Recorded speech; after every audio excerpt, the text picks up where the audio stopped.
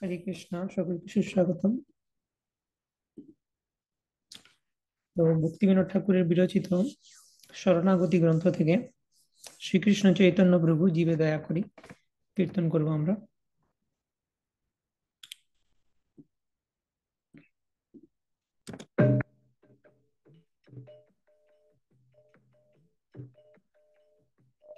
শ্রীকৃষ্ণ চৈতন্য প্রভু জীবে দয়া করি, সপার্ষদ স্বীয় ধাম সহবতরি। শ্রীকৃষ্ণ চৈতন্য প্রভু জীবে দয়া করি, সপার্ষদ স্বীয় ধাম সহবতরি। অত্যন্ত দুর্লভ প্রেম করিবারে দান, শিখায় শরণাগতি ভক্তের প্রাণ। অত্যন্ত দুর্লভ প্রেম করিবারে দান, শিখায় শরণাগতি ভক্তের প্রাণ। দৈন আত্মনিবেদন ভোক্তৃত্বে বরণ, অবসর রখিবে কৃষ্ণ বিশ্বাস পালন। দৈন আত্মনিবেদন ভোক্তৃত্বে বরণ, অবসর রখিবে কৃষ্ণ বিশ্বাস পালন। ভক্তি অনুকূল মাত্র কার্যের শিকা, ভক্তি প্রতিকূল ভাব অর্জুনাঙ্গিকা। ভক্তি অনুকূল মাত্র কার্যের শিকা, ভক্তি প্রতিকূল ভাব অর্জুনাঙ্গিকা। ষড়ঙ্গ শরণাগতি হইবে যাহা, তাহার প্রার্থনা শুনে শ্রীনন্দ কুমার। ষড়ঙ্গ শরণাগতি হইবে যাহা, তাহার প্রার্থনা শুনে শ্রীনন্দ কুমার। রূপ সনাতন পদে দন্ত্রে তৃণ করি, ভকতি বিনোদ পড়ে পদ ধরি। রূপ সনাতন পদে দন্তে তৃণ করি, ভকতি বিনোদ পড়ে পদ ধরি। কাঁদিয়া কাঁদিয়া বলে আমি তো অধম, শিখায়ে শরণাগতি কর হে উত্তম। কাঁদিয়া কাঁদিয়া বলে আমি তো অধম, শিখায়ে শরণাগতি কর হে কৃষ্ণ চৈতন্য প্রভু জীবে দয়া করি সপার্ষদশীয় ধাম সহবতরি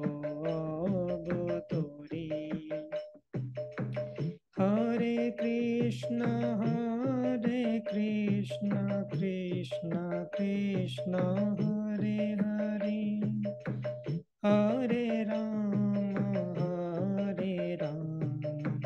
রাম রাম হরে হরে হরে কৃষ্ণ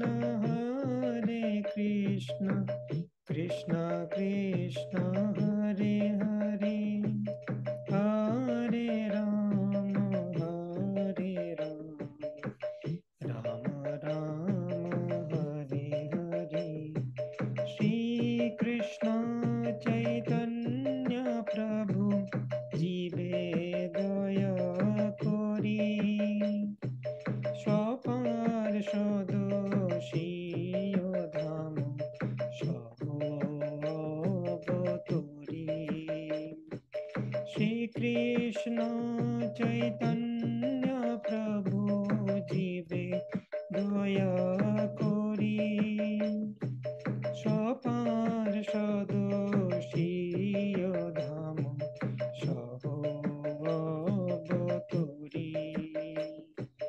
সপার্ষদশীয় ধাম সহবতরি।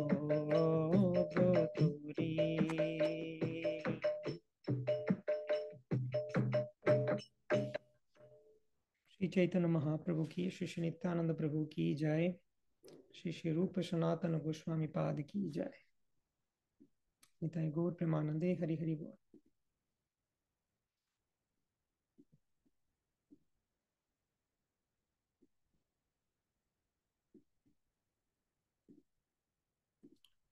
ओम ज्ञानतिमिरान्धस्य ज्ञानञ्जनशलाकया चक्षुरुन्मीलितं येन तस्मै श्रीगुरवे नमः। श्रीचैतन्यमनोभीष्टं स्थापितं येन भूतले स्वयं रूप कदा मह्यं ददाति स्वपदान्तिकं। वन्देऽहं श्रीगुरो श्रीयुतपदकमलं श्रीगुरून् वैष्णवांश्च श्रीरूपं साग्रजातं सहगण रघुनाथान्वितं तं सजीवं साद्वैतं सावधूतं परिजनसहितं कृष्णचैतन्यदेवं श्रीराधा कृष्णपादान् सहगण ललिता श्रीविशाखान्वितांश्च। नमो विष्णुपादाय कृष्णपृष्ठाय भूतले श्रीमते भक्तिवेदान्त स्वामिनिति नामिने। नमस्ते सारस्वते देवे गौरवाणी प्रचारिणे निर्विशेष शून्यवादी पाश्चात्यदेशतारिणे। वाञ्छाकल्पतरुभ्यश्च कृपा सिन्धुभ्य एव च पतितानां पावनेभ्यो वैष्णवेभ्यो नमो नमः। नमो महावदन्याय कृष्णप्रेम प्रदायते कृष्णाय कृष्णचैतन्य नाम्ने गौरतिशे नमः। पंचतत्त्वात्मकं कृष्णं भक्तरूपस्वरूपकं भक्तावतारं भक्ताख्यं नमामि भक्तशक्तिकम्। हे कृष्ण करुणा सिंधो दीनबंधो जगत्पते गोपेश गोपिकाकांत राधाकांत नमोस्तुते। तप्त कांचन गौरांगी राधे वृंदावनेश्वरी वृषभानुसुते देवी प्रणमामि हरिप्रिये। नीलाचल निवासाय नित्याय परमात्मने बलभद्र सुभद्राभ्यां जगन्नाथाय ते नमः। जय श्री कृष्ण चैतन्य प्रभु नित्यानंद श्री अद्वैत गदाधर शिवासादि गौर भक्त वृंद। हरे कृष्णा कृष्णा कृष्णा हरे हरे हरे राम राम राम हरे हरे। हरे कृष्णा। तो आज আমরা স্টার্ট করব চৈতন্য চরিতামৃত মধ্যলীলা চ্যাপ্টার 19 প্রয়াগের উপশিক্ষা। তো আগের চ্যাপ্টার 18 চ্যাপ্টারে আমরা দেখেছি যে মহাপ্রভু তিনি বৃন্দাবন থেকে প্রত্যাবর্তন করছেন এবং তিনি প্রথমে আসছেন প্রয়াগে এবং তারপরে যাবেন কাশীতে বা বারাণসীতে। প্রয়াগ বারাণসী হয়ে তিনি জগন্নাথপুরীতে পৌঁছাবেন তো বৃন্দাবন থেকে আসার পথে চৈতন্য মহাপ্রভুর সাথে সন্নড়িয়া ব্রাহ্মণ অর্থাৎ মাধবেন্দ্র পুরীর সেই ডিসাইপল মথুরাতে এবং কৃষ্ণদাস রাজপুত রয়েছেন। তার সাথে রয়েছেন গৌড়বঙ্গ থেকে তার কিছু সহকারী ব্রাহ্মণ ছিলেন, বলভদ্র ভট্টাচার্য এবং তার অ্যাসিস্ট্যান্ট। তো এই চারজন মিলে মহাপ্রভুকে গাইড করে নিয়ে যাচ্ছিলেন। তো মাঝে পাঠান বৈষ্ণবদের সাথে মহাপ্রভুর বিশেষ লীলা করেন, পাঠান সৈনিকদেরকে বৈষ্ণবে রূপান্তরিত করেন মহাপ্রভু। তো মহাপ্রভু অচেতন হয়ে গেছিলেন, তো সেই পাঠান সৈনিকেরা ভাবছিলেন এই চারজন মহাপ্রভুকে ধূতরা বিষ খাইয়ে তার যে সমস্ত সম্পদ সেটাকে অপহরণ করার চেষ্টা করছে। তারপর মহাপ্রভুর জ্ঞান ফিরে যায়, মহাপ্রভু ক্ল্যারিফাই করেন যে এরা আমার সঙ্গী, এরা আমার সাথে কোনো রকম খারাপ কিছু করছে না। এবং তারপরে সেই পাঠানদের মধ্যে একজন পীর ছিলেন যিনি ধর্মশাস্ত্রজ্ঞ, কোরআন ইত্যাদি মুসলিম শাস্ত্র পড়েছেন। তার সাথে মহাপ্রভুর কিছু ধর্মচর্চা হয়। তিনি কোরআনের বেসিসে নির্বিশেষবাদ এস্টাবলিশ করার চেষ্টা করেছিলেন, তো মহাপ্রভু সেটাকে খণ্ডন করেন এবং মহাপ্রভু প্রমাণ করে দেখান কোরআন থেকেই বিভিন্ন কোটেশন দিয়ে যে কোরআনের শেষের দিকে কিন্তু ভগবানের যে সবিশেষ রূপ সেটা বর্ণনা করা রয়েছে। সেই হিন্ট যে দেওয়া আছে সেটা অনেকে বুঝতে পারে না।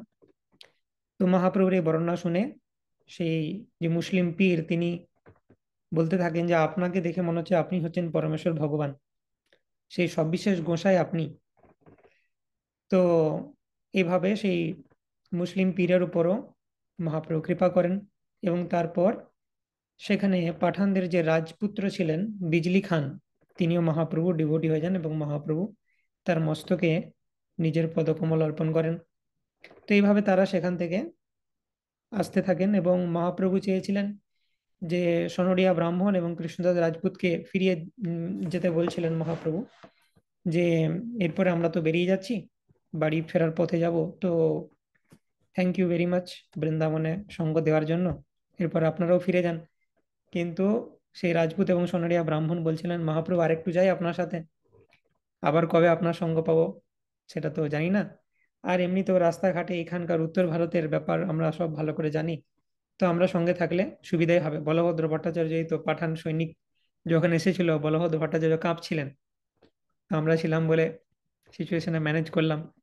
তো সেই যে সেবা করেছি তার কোয়ালিফিকেশনে যদি একটু রেমুনারেশন দেন, আপনার সাথে আর একটু থাকতে দেন তাহলে ভালো হয়। তো প্রয়াগ পর্যন্ত তারা এলেন, কৃষ্ণদাস রাজপুত এবং সনরিয়া ব্রাহ্মণ। সো 19th চ্যাপ্টারে প্রয়াগে মহাপ্রভু পৌঁছাবেন এবং রূপ গোস্বামীও তিনি, রূপ গোস্বামী এখন কোথায় আছে? মহাপ্রভু বৃন্দাবন ভিজিট করে প্রয়াগে আসছেন, রূপ গোস্বামী কিন্তু এখনো নবাব হুসেন শাহের কাছেই আছেন। মহাপ্রভু যখন প্রয়াগে পৌঁছাবেন রূপ গোস্বামী ঠিক সেই সময়তে প্রয়াগে পৌঁছে যাবেন। এবং আমরা দেখবো রূপ গোস্বামী কত প্ল্যান।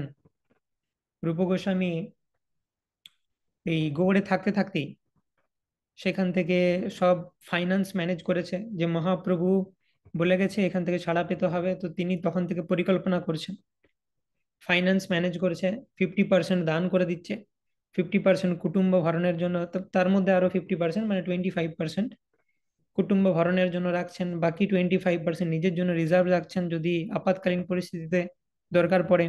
তার মধ্যে 10,000 মুদ্রা আবার ভাইকে ছাড়ানোর জন্য সনাতন গোস্বামীর জন্য রিজার্ভ রাখছেন।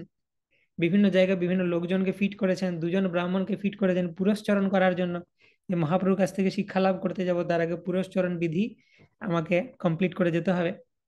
তারপর আরেকজনকে ফিট করেছেন, বলছেন তুমি জগন্নাথ পুরীতে চলে যাও, তুমি ওইখানে গিয়ে যখনই দেবে মহাপ্রভু বেরিয়েছেন বৃন্দাবনে তুরন্ত তুমি এসে আমাকে খবর দিবে। মহাপ্রভু বৃন্দাবনের জন্য বেরিয়ে যাবেন, আমি খবর পাবো, তো আমি আমার পুরো যাত্রাটা প্ল্যান করে নেবো যাতে মহাপ্রভু বৃন্দাবন থেকে ফেরার পথে অ্যাটলিস্ট আমার সাথে দেখা হয়। তো রূপ গোস্বামী তিনি সমস্ত পরিকল্পনা স্টার্ট করে দিয়েছেন। এটাও দেখতে হয় যে ভক্তদের সেজন্য দুরকম বিষয় রয়েছে, একটা হচ্ছে পরিকল্পনা করব না পরিকল্পনা করব না। তো রূপ গোস্বামী আচার্য আমাদের কি দেখাচ্ছেন, পরিকল্পনা করা উচিত। তাহলে পরিকল্পনা যদি আমরা করি আমি নিজের প্ল্যানে চলবো, তাহলে কৃষ্ণের প্রতি সমর্পণ কোথায় গেল আমার, প্রশ্ন আসতে পারে। ব্রজবাসীর ডেফিনেশন হচ্ছে যে ব্রজ অর্থাৎ যে ভ্রমণ করতে পারে, ব্রজ কথাটা মানে হচ্ছে যাওয়া, গমন করা। তো ব্রজবাসী মানে হচ্ছে যে কৃষ্ণের ডাইনামিক প্ল্যানের সাথে যে গমন করতে পারে, যে স্ট্যাগনেন্ট নয় যে আমি এটা প্ল্যান করেছি এটাই করতে হবে। এবার কৃষ্ণ বৈষ্ণব এসে যদি আমাকে বলে দেয় যে অন্যটা করতে হবে, বাস আমার মুড অফ হয়ে গেল, যেটা আমি প্ল্যান করেছি কোনোদিনও হয় না। যখনই একটা প্ল্যান করবো এসেই বৈষ্ণবরা এসে বিগড়ে দিবে, আর কৃষ্ণ কোনো প্ল্যান আমার অ্যাপ্রুভ করে না, এরকম বললে চলবে না। তো ওইখানে আমাদের সারেন্ডার থাকবে যে আমরা ইনিশিয়াল একটা প্ল্যান করব, কিন্তু কৃষ্ণ বা বৈষ্ণবরা যদি কিছু চেঞ্জেস নিয়ে আসে সেই প্ল্যানে, সেটা মেনে নিতে আমার জন্য অসুবিধা না হয়। তো কেউ বলতে পারে যে তাহলে আমার প্রথম থেকে প্ল্যানেরই কি দরকার, প্ল্যান করে সেই তো কৃষ্ণ ভেস্তে দেবে আমার, বৈষ্ণবরা গুরুদেব তো ভেস্তে দেবে আমার প্ল্যান, তাহলে আমি প্রথম থেকে প্ল্যান করবো কেন? প্রথম থেকে প্ল্যান না করে আমি যদি পড়ে থাকি, তার মানে I am not serious about Krishna consciousness. ওই যে প্রথম যে প্ল্যানটা করছি সেই প্ল্যানটা তো বৈষ্ণবদের পরামর্শ নিয়েই করব, বৈষ্ণবদেরকে ছাড়া আমি নিজের থেকে একটা প্ল্যান বানিয়ে নিলাম, সেটা ঠিক নয়। তার মানে আমি ঐকান্তিকী হরির ভক্তির উৎপাতে এবং কল্পতে সেই ক্যাটাগরিতে পড়ে যাচ্ছি। আমি যদি নিজে নিজেই প্ল্যান বানাই, শাস্ত্রকে কনসাল্ট করলাম না, বৈষ্ণবদের কনসাল্ট করলাম না, গুরুকে কনসাল্ট করলাম না, একটা প্ল্যান বানিয়ে নিলাম এটা করব আমি কৃষ্ণ সেবার জন্য, দেন ইট ইজ উৎপাতে এবং কল্পতে। তো সে প্রথম প্ল্যানটাও বানানো হচ্ছে গুরু সাধু শাস্ত্রের পরামর্শ নিয়েই। এই প্ল্যানটা বানানোর কি দরকার, যে আমাকে দেখতে হবে আমার কাছে কি কি রিসোর্সেস আছে, আমার কি কি ট্যালেন্ট আছে, আমার কত টাকা পয়সা আছে, আমার কত লোকজন আছে, এই সমস্ত কিছু কৃষ্ণ যে আমাকে দিয়েছেন, এগুলো দিয়ে আমি কিভাবে কৃষ্ণকে সাহায্য করতে পারি বা কৃষ্ণকে সেবা করতে পারি, প্রভুপাদের মুভমেন্টে কিভাবে সাহায্য করতে পারি, মহাপ্রভুর মুভমেন্টে কিভাবে সাহায্য করতে পারি, সেই প্ল্যানিংটা দরকার। তো সেই প্ল্যানিংটা করে এগিয়ে যাব। আমরা যদি অর্জুনের মতো পিওর হতাম, তাহলে ভগবান স্বয়ং বলতেন, প্ল্যান করার সময় বলে দিতেন যে আমি চাই তুমি এইভাবে প্ল্যান করো, এরকম প্ল্যান করো না। আমরা যেহেতু সেরকম পিওর নই, তা আমাদেরকে ইনিশিয়াল একটা প্ল্যান করতে হবে বৈষ্ণবদের সাথে ডিসকাস করে। কৃষ্ণের রিপ্রেজেন্টেটিভ হচ্ছে বৈষ্ণবেরা, তো বৈষ্ণবদের সাথে ডিসকাস করা মানে কাইন্ড অফ কৃষ্ণই আমাকে বলছে তাদের মুখ দিয়ে সেই প্ল্যানটা। তারপরে সেই প্ল্যান এক্সিকিউট করার পর যদি আমি দেখি যে কোনো সমস্যা আসছে, তার মানে জানতে হবে কৃষ্ণ আমাকে সিগন্যাল দিচ্ছেন। সমস্যা আবার দু রকমের হতে পারে। একটা এক প্রকার হচ্ছে যে আমাকে টেস্ট করার জন্য যে আমি সত্যি কতটা ডিটারমাইন্ড ওই প্ল্যানটা এক্সিকিউট করার জন্য। মনে করো, ফর এক্সাম্পল আমি সংকল্প নিলাম আমি আজ থেকে ভালো করে চ্যান্টিং করবো, যে দেখা যাচ্ছে যখনই আমি চ্যান্টিং করছি কিছু না কিছু একটা চলে আসছে আমার। তা আমি যদি সেটাকে কৃষ্ণের সিগন্যাল হিসাবে নিই, যে কৃষ্ণ আমাকে সিগন্যাল দিচ্ছেন আজ থেকে আমার চ্যান্টিং করারই দরকার নাই, এত পিওর ডিভোটি আমি হয়ে গেছি যে কৃষ্ণ বলছেন চ্যান্টিং না করে তুমি গোলকে চলে যাবে, এইরকম সিগন্যাল নিলে চলবে না। তো প্ল্যান এক্সিকিউট করার সময় যদি কিছু সিগন্যাল আসে, সেই সিগন্যালটাও আমাদেরকে কি করতে হবে, বৈষ্ণবদের সাথে ডিসকাস করতে হবে। In all cases consult with বৈষ্ণবাস। সেই জন্যই স্বরূপ দামোদর গোস্বামী কি বলছেন, যাও ভাগবত পড়ো ভাগবত স্থানে, একান্ত আশ্রয় লও চৈতন্য চরণে। ভাগবত মহাভাগবত বা পিওর ডিভোটির আশ্রয়ে ভক্তি করা মানেই চৈতন্য চরণে আশ্রয় নেওয়া। শতাম প্রসঙ্গান মম বীর্য সম্বিদো ভবন্তি হৃৎকর্ণ রসায়ন কথা, তদ্विद्धि प्रणिपातेन परिप्रश्नेन सेवया आचार्यं माम বিজানীয়াত না অবমান্যেত করিচিত।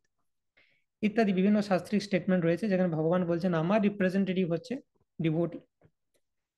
তো সেরকম ভাবে আমাদের একটা ইনিশিয়াল পরিকল্পনা করা উচিত, বৈষ্ণবের সাথে ডিসকাস করে সেই পরিকল্পনা এক্সিকিউট করতে গিয়ে কোনো সমস্যা এলে সেটাও ডিসকাস করা উচিত, এবং এইভাবে এগিয়ে যাওয়া উচিত। ওকে। তো সেটা আমরা দেখতে পাবো রূপ গোস্বামী কিভাবে তিনি মহাপ্রভুর সাথে দেখা করার জন্য প্ল্যান করছেন, সেটা এই চ্যাপ্টারে বর্ণনা করা হয়েছে। বৃন্দাবনীয়ম রসকেলিবার্তাম কালেন লুপ্তম নিজ শক্তিমুৎকম সঞ্চার্য রূপে व्यतनोत् पुनः स প্রভুর্বিদো প্রাগিবলোক সৃষ্টিম। পরমেশ্বর ভগবান সৃষ্টির পূর্বে ব্রহ্মার হৃদয়ে যেভাবে শক্তি সঞ্চার করেছিলেন বা বৈদিক জ্ঞানের প্রকাশ করেছিলেন, সেইভাবে তিনি রূপ গোস্বামীকে তার স্বীয় শক্তি সঞ্চারণ করে কালধর্মের প্রভাবে লুপ্ত বৃন্দাবনের রসকেলি বার্তা বিস্তার করেছিলেন। রাধা কৃষ্ণের যে মাধুর্য, ভক্তি রস ইত্যাদি কালের প্রভাবে নষ্ট হয়ে যায়, তো সেটা রূপ গোস্বামীকে আবার মহাপ্রভু শক্তি সঞ্চার করে সেই সমস্ত যে তত্ত্ব সেটা প্রকাশিত করেছিলেন রূপ গোস্বামীর হৃদয়ে। जय जय श्री चैतन्य जय नित्यानंद जय द्वैत चंद्र जय गौर भक्त वृंद श्री रूप सनातन रहे राम केली ग्रामे প্রভু রে মিলিয়া গেল আপনে ভবনে। নাও আমরা রিওয়াইন্ড করে চলে এসো অনেক দূর। ঠিক আছে, আমরা কোথায় ছিলাম? চৈতন্য মহাপ্রভু বৃন্দাবন থেকে ফিরছেন। এখন আমরা রিওয়াইন্ড করে চলে যাব কোথায়? চৈতন্য মহাপ্রভু এখনো বৃন্দাবনে যাননি। 16th চ্যাপ্টার, যেখানে চৈতন্য মহাপ্রভু গৌড় হয়ে বৃন্দাবন যাওয়ার প্রয়াস করলেন এবং রূপ সনাতন গোস্বামীকে কৃপা করলেন। তারপরে মহাপ্রভু পুরীতে ফিরে আসবেন, পুরী থেকে বৃন্দাবন যাবেন, কাশী প্রয়াগ হয়ে তারপরে বৃন্দাবন থেকে রিটার্ন করবেন। তো আমরা রিমাইন্ড করে কোনখানে চলে এসেছি যে মহাপ্রভু এখনো বৃন্দাবন যাননি, বৃন্দাবন যাওয়ার অ্যাটেম্পটে আছেন। অ্যাটেম্পটেরও কোথায় আছেন না, মহাপ্রভু রামকেলিতে রূপ সনাতনকে কৃপা করেছেন। তো বেসিক্যালি চৈতন্য চরিতামৃতে কিভাবে লিখছেন কৃষ্ণদাস কবিরাজ গোস্বামী? তো বললেন রামকেলিতে মহাপ্রভুর সাথে রূপ গোস্বামী সনাতন গোস্বামী মিটিং হলো। সেই মিটিং পয়েন্টের পর থেকে কৃষ্ণদাস কবিরাজ গোস্বামী বর্ণনা করলেন মহাপ্রভুর সাথে কি কি হলো। মহাপ্রভু গেলেন বৃন্দাবন, সেখান থেকে ফিরে আসছেন। এবার আবার উনি ফিরে আসছেন সেই আগের পয়েন্টে দিয়ে, এবারে বলছেন রূপ সনাতনের সাথে কি হলো। ঠিক আছে, ক্লিয়ার? মহাপ্রভু কিন্তু বৃন্দাবন থেকে ফেরার পথে আছেন, কিন্তু কৃষ্ণদাস কবিরাজ গোস্বামী বর্ণনা করছেন সেই যে মহাপ্রভু রামকেলিতে দেখা করে গেলেন, তারপর রূপ সনাতনের সাথে কি কি হলো সেটা আমরা দেখছি। তো প্রভুরে মিলিয়া গেল আপন ভবনে, তারা নিজেদের বাড়ি চলে গেল রূপ আর সনাতন। হুম। তো প্রভুর সাথে দেখা হওয়ার পর থেকে তারা কি চিন্তা করতে লাগলো, কিভাবে আমি বিষয় ত্যাগ করব এবং মহাপ্রভুর সাথে কিভাবে দেখা সাক্ষাৎ করব আমি, এবং এই হুসেন শাহের থেকে কিভাবে মুক্তি পাবো। দুই ভাই বিষয় ত্যাগে রূপায় সৃজিল, বহু ধন দিয়া দুই ব্রাহ্মণে বরিল, কৃষ্ণ মন্ত্রে করাইল দুই পুরশ্চরণ, অচিরাত পাইবারে চৈতন্য চরণ। তো দুজন ব্রাহ্মণকে হায়ার করলেন, অনেক সম্পদ ছিল, টাকা পয়সার কোনো অভাব নেই। তো দুজন ব্রাহ্মণকে হায়ার করে রূপ আর সনাতন গোস্বামী কি করলেন, যে মহাপ্রভুর আশীর্বাদ আমরা প্রাপ্ত হয়ে গেছি, এরপরে আমরা একটু চেষ্টা করলেই কিন্তু মহাপ্রভুর সাথে দেখা করতে পারবো। তো সেই কারণে তারা কি করলেন, পুরস্চরণ করলেন। এই পুরস্চরণ জিনিসটা কি? তো চর যে কথাটা আসছে সেটা আচার থেকে আসছে, আর পুরা মানে হচ্ছে আগে, অর্থাৎ আগে করণীয় আচারকে বলা হয় পুরশ্চর্যা বা পুরস্চরণ। হুম। চরণ মানে আচরণ, আর পুরো মানে আগে, মানে পূর্বে কর্তব্য এরূপ আচরণ তাকে বলা হয় পুরস্চরণ। তো পুরস্চরণ জেনারেলি কখন হয়? দীক্ষার আগে হয়। দীক্ষার আগে ইস্কনের একটা পুরস্চরণ রয়েছে, যেমন তোমাকে 1 বছর ধরে 4 রেগুলেটরি প্রিন্সিপালস ফলো করতে হবে, একাদশী করতে হবে, ভক্ত সঙ্গ করতে হবে, তুলসী মালা ধারণ করতে হবে, শুধু কৃষ্ণ প্রসাদ গ্রহণ করতে হবে, 16 মালা জপ করতে হবে, 4 নিয়ম পালন করতে হবে ইত্যাদি। তো এগুলো হচ্ছে পুরস্চর্যা। তো ট্রেডিশনালি হরিভক্তি বিলাসের মধ্যে সনাতন গোস্বামী কি বলছেন, কিভাবে ডিফাইন করছেন পুরস্চর্যাকে, যে পূজা ত্রৈকালিকী নিত্যম, মানে ত্রিকাল, সকাল দুপুর সন্ধ্যা, 3 সন্ধ্যাতে পূজা করতে হবে ভগবানের। ঠিক আছে, এবং তার সাথে কি করতে হবে, জপস তর্পণম এবচ, পূজা হয়ে গেল, জপ এবং তর্পণ করতে হবে। হোমা ব্রাহ্মণ ভুক্তিশ্চ, হোম ব্রাহ্মণ ভুক্তি পুরস্চরণম উচ্যতে, এই 5টা অ্যাক্টিভিটিকে বলা হয় পুরস্চরণ। তো কি কি 5টা অ্যাক্টিভিটি? ভগবানের পুজো করতে হবে, জপ করতে হবে, এবং তর্পণ করতে হবে মানে অফারিং, এবং হোম করতে হবে মানে যাগযজ্ঞের অনুষ্ঠান, এবং তার সাথে ব্রাহ্মণ ভোজন, ব্রাহ্মণ বা বৈষ্ণবদেরকে সেবা করতে হবে, তাদেরকে ভোজন করাতে হবে। তো এই 5টাকে অ্যাক্টিভিটিকে বলা হয় পুরস্চর্যা। এটা করার মাধ্যমে কেউ দীক্ষা গ্রহণ করার জন্য এলিজিবল হয়। তো এগুলোর আমরা সবগুলোই করে থাকি as ISKCON devotee. For example, আমরা জব করে থাকি, আমরা ব্রাহ্মণ ভোজন করাচ্ছি, মানে বাড়িতে যখন প্রোগ্রাম হয় বৈষ্ণব সেবা করে থাকি, যজ্ঞ অনুষ্ঠান দীক্ষার ঠিক আগেই যজ্ঞ হয়, তাছাড়াও অনেকে বাড়িতে যজ্ঞ করান ইত্যাদি। তো এই সমস্ত জিনিসগুলো হচ্ছে পুরস্চর্যার পাঠ। তো কৃষ্ণ মন্ত্রে সমস্ত কিছু, জপ হোক, তর্পণ হোক, হোম হোক, সমস্ত কিছু কৃষ্ণ মন্ত্র দিয়ে হবে। কেউ ডেমিগডদের মানে পূজা পদ্ধতিতেও পুরস্চরণ করতে পারে, বাট বৈষ্ণবেরা সবসময় কৃষ্ণ মন্ত্রে পুরস্চরণ করে। তো তারপরে এটা হয়ে গেল, তাদের স্পিরিচুয়াল প্রিপারেশন কমপ্লিট করলেন রূপ গোস্বামী। স্পিরিচুয়ালি পুরস্চরণ করে রেডি থাকলেন দুই ভাই, যে সুযোগ পেলেই আমরা পালাবো, মহাপ্রভুর থেকে শিক্ষা গ্রহণ করব। এরপর ফাইন্যান্সিয়াল ম্যানেজমেন্টের পালা, যে আমাকে রিটায়ারমেন্ট নেব, এখান থেকে পালিয়ে যাব, তো যা ধন সঞ্চিত করেছি সেগুলোকে কিভাবে এনগেজ করা যায়। যা ধন সঞ্চয় করেছি সেটাকে কিন্তু ফেলে দিয়ে পালান নাই, যে আমি গঙ্গায় ফেলে দিয়ে পালিয়ে গেলাম, না। রূপ গোস্বামী নিজে কি বলছেন, যে অনাসক্তস্য বিষয়ান যথার্হম উপযুঞ্জত নির্বন্ধ কৃষ্ণ সম্বন্ধে যুক্তম বৈরাগ্যম উচ্যতে প্রপঞ্চিকতয়া বুদ্ধিয়া হরি সম্বন্ধী বস্তুনা মুমুক্ষুবি পরিত্যাগ বৈরাগ্যম ফল্গু কথ্যতে। তো যে জিনিসটাকে ভগবানের সেবায় লাগানো যাবে, সেটা যদি ভগবানের সেবায় না লাগিয়ে আমি উপেক্ষা করি, ইগনোর করে চলে যাই, তাহলে সেটাকে ফল্গু বৈরাগ্য বলা হয়। এই যে টাকা পয়সা, এগুলো এগুলো দিয়ে ব্রাহ্মণকে হায়ার করা হচ্ছে, স্পিরিচুয়াল আপলিফমেন্টের কাজ করা হচ্ছে, এগুলো দিয়ে ব্রাহ্মণদের সেবা করা হচ্ছে, এগুলো দিয়ে বিভিন্ন কর্মচারীকে ঘুষ খাইয়ে জেল থেকে বেরোনোর চেষ্টা করা হচ্ছে, সেটাও কৃষ্ণের সেবা। এর মধ্যে 10,000 স্বর্ণ মুদ্রা সনাতনের জন্য রাখা হয়েছে। সনাতন গোস্বামীকে তো অ্যারেস্ট করে নেওয়া হবে, সেটা পরের চ্যাপ্টারে আমরা দেখব। সনাতন গোস্বামী সমস্ত অ্যাকাউন্ট সিজ হয়ে গেছে, তাহলেও তো অনেক টাকা পয়সা থাকলেও ইউজ করতে পারবে না। তাহলে কিভাবে ইউজ করবে, না রূপ গোস্বামী রেখে যাবে তার জন্য। তো এইভাবে রূপ গোস্বামী ফাইন্যান্সিয়াল প্ল্যান করছেন। শ্রীরূপ গোসাই তবে নৌকাতে ভরিয়া আপনার ঘরে আইলা বহু ধন লইয়া, ব্রাহ্মণ বৈষ্ণবে দিলা তার অর্ধ ধনে, এক চৌথি ধন দিলা কুটুম্ব ভরণে। তো ব্রাহ্মণ বৈষ্ণবদেরকে অর্ধেক ধন দিয়ে দিলেন, 50%। তো বলা হচ্ছে আইডিয়ালি এইরকম ভাবে গৃহস্থদেরকে, এইটা রূপ গোস্বামী একটা স্ট্যান্ডার্ড সেট করেছেন, যে যা উপার্জন করবে তার 50% ইউ হ্যাভ টু ডোনেট ব্রাহ্মণ এবং বৈষ্ণবদের সেবাতে। তো সেটা হচ্ছে স্ট্যান্ডার্ড রূপ গোস্বামীর। এরপর যার সামর্থ্য অনুযায়ী সে ততটা করতে পারে। আর এক চৌথা, 1/4 ধন কুটুম্ব ভরণের জন্য, নিজের ফ্যামিলি মেম্বারদের মেনটেন, তাদের প্রতি কিছু কর্তব্য থাকে মানুষের, তার জন্য আহ লাগবে। আর দণ্ডবন্ধ লাগি চৌথি সঞ্চয় করিলা, ভালো ভালো বিপ্র স্থানে স্থাপ্য রাখিলা।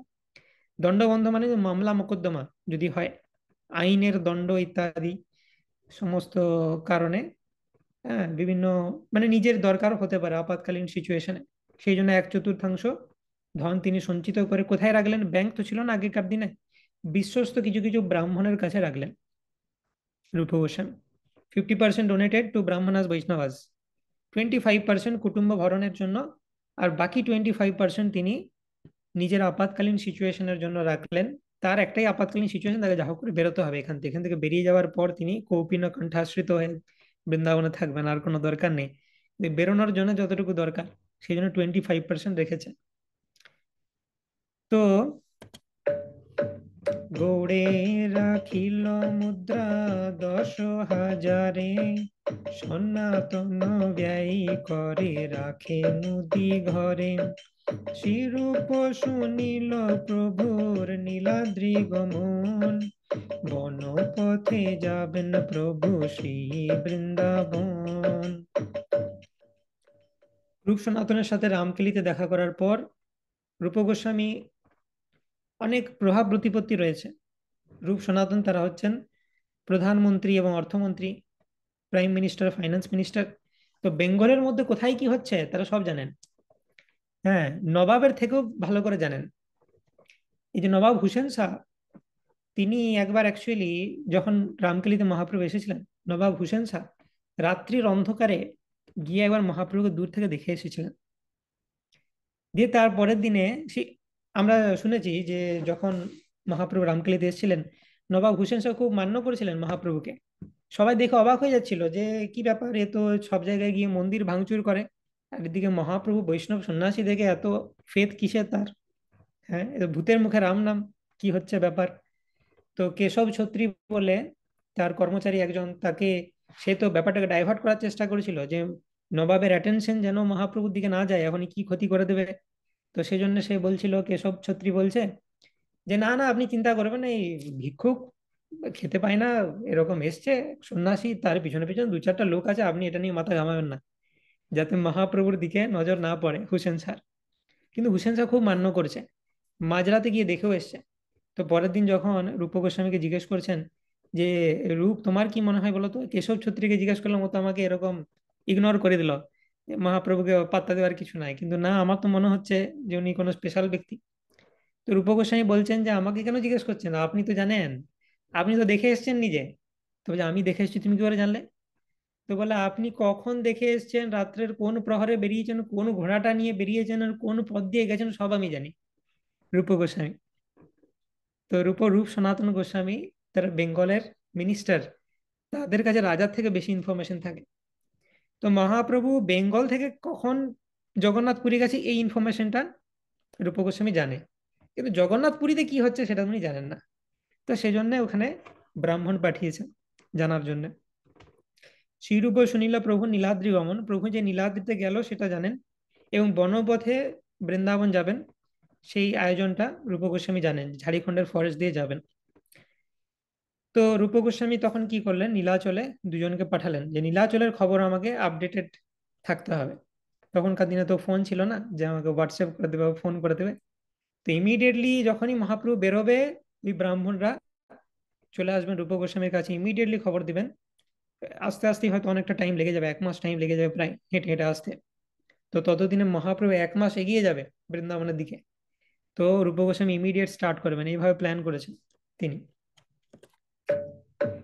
রূপ গোসাই নীলাচলে পাঠাইল দুইজন, প্রভু যবে বৃন্দাবনে করেন গমন, শীঘ্র আসি মোরে তার দিবা সমাচার, শুনিয়া তদনুরূপ করিব ব্যবহার।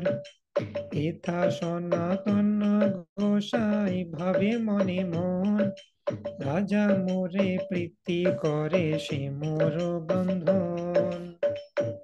তো রূপ গোস্বামী প্ল্যান করে নিয়েছেন, ব্রাহ্মণ পাঠিয়ে দিয়েছেন, মহাপ্রভু বেরোলেই খবর দেবে আমাকে তুরন্ত এই গৌড়বঙ্গে ফিরে এসে। এটা হলো সনাতন রূপ গোস্বামীর ব্যাপার চলছে। সনাতন গোস্বামী কি ভাবছেন, সনাতন গোস্বামী ভাবছেন যে আমি আবার রাজার খুব প্রিয় পাত্র, হুসেন শাহ সে যেন চোখে হারায় সনাতন গোস্বামীকে।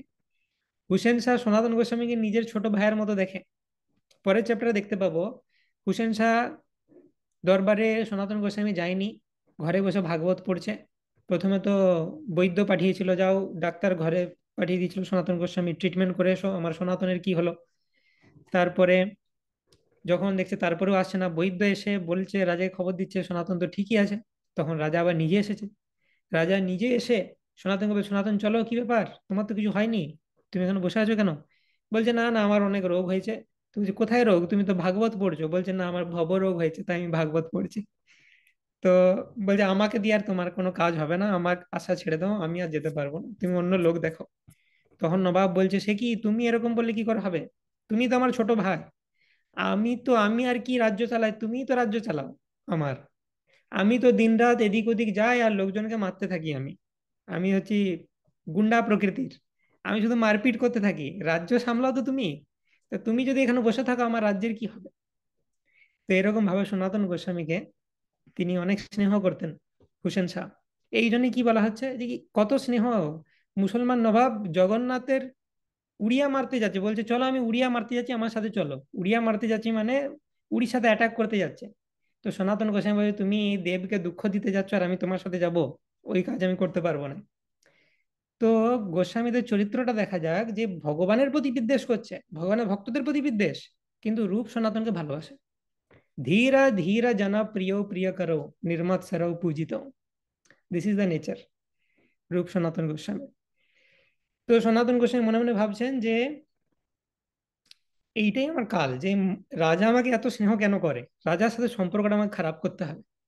কোনো মতে রাজা যদি মরে ক্রুদ্ধ হয়, তবে অব্যাহতি হয় করিল নিশ্চয়।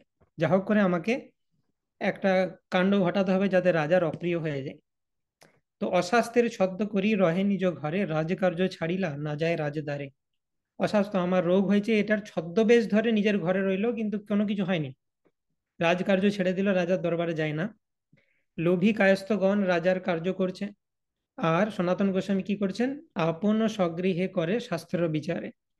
বড় বড় ভট্টাচার্য ব্রাহ্মণ নামিয়েছেন, তাদের সাথে শাস্ত্র চর্চা করছেন। ভট্টাচার্য পণ্ডিত 20-30 লইয়া ভাগবত বিচার করেন সভাতে বসিয়া। শাস্ত্রজ্ঞ পণ্ডিত আনিয়েছেন বিভিন্ন জায়গা থেকে, এবং তাদের সাথে বসে ভাগবত আস্বাদন করেছেন। উনি জানেন এইটা করতে কন্টিনিউ করতে থাকলেই নবাব রেগে যাবেন।